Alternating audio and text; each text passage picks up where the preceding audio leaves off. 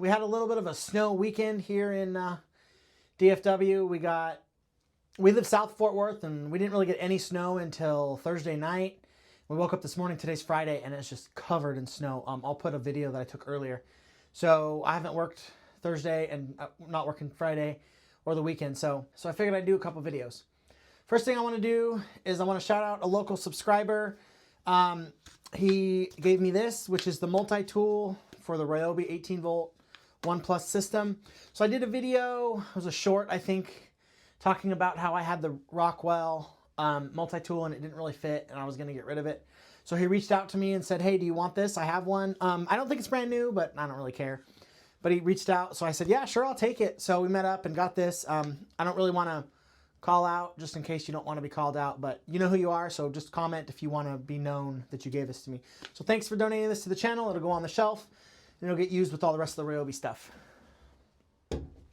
Okay, so it's been 6 months since I got the Thorogood boots, so I wanted to do a more in-depth review and see how they've held up so far. Okay, so this is the 6-month review of the Thorogood, the mock toe boots that I did a video when I first got these. It was, I think, the beginning of summer, and I wanted to talk and see how these would last. So I wear these every single day at work. Sometimes I even wear them on the weekends.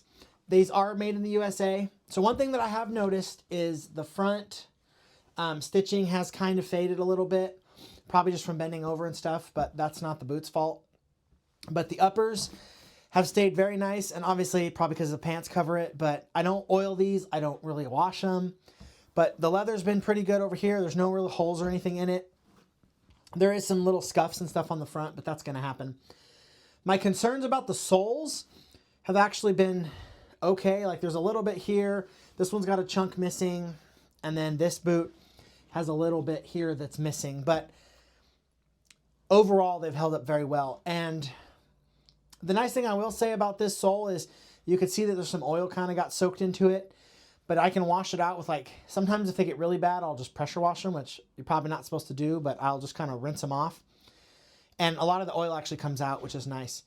So all the concerns that I had, they're not showing any signs. So the feet are super comfortable when I wear these, and I think partly that's because there's no heel. Like the old ones had a heel, as where this is kind of a flat. You know, it just sits on the concrete or whatever all the time. And then the laces have held up. There's no issues with the laces. None of the eyes have pulled out. None of the hooks are messed up. And then what's nice too is sometimes when you have boots like this, this will collapse, and like when you take them off, they'll kind of fall to the side or kind of fall. A lot of cheap boots do that. So these haven't done that at all. And as you can tell on this one, I kind of walked to the side of my foot a little bit. So the sole has actually been okay. Sometimes the soles kind of wear out really fast on the one side, but that hasn't happened. These have held up very well. This part is okay. This part back here, which was another concern, has held up. These are non-insulated, so that might be something. As were the other ones that I always had a problem with, like in here, it would tear.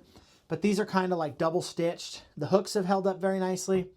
There's a little bit of stuff like right here, but that's probably just from taking them off. You know, you kind of step on it, take it off. I have one of those shoe things, but I don't really use it as much as I should.